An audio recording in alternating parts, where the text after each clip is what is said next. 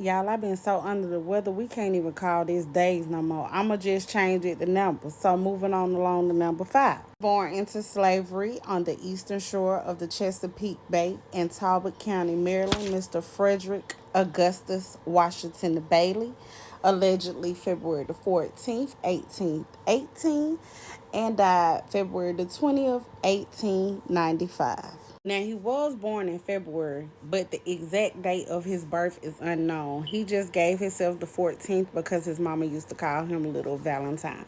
Now, his mother was an African descendant, but his father was his mother's master. Now, if you guess Frederick Douglass, you are absolutely correct. Okay, so boom. In 1838, he escaped slavery in Maryland and became a national leader of the abolitionist movement in Massachusetts and New York. And he gained his fame from his oratory and incisive anti-slavery writings. Now, after he escaped slavery, he dropped his two middle names and took the surname Douglass.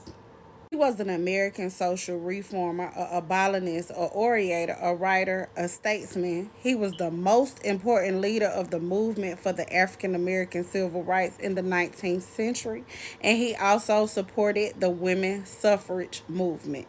He wrote 3 autobiographies describing his experience as an enslaved person. His first book was in 1845, Narrative of the Life of Frederick Douglass, an American Slave, which became a bestseller and was influential in promoting the cause of the abolition.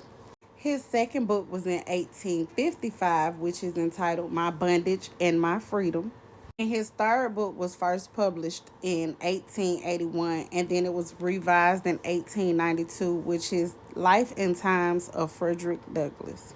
Now, let's highlight the fact that Frederick Douglass taught himself how to read and how to write. And guess what? I don't even have to get into details because we all know why he had to teach himself.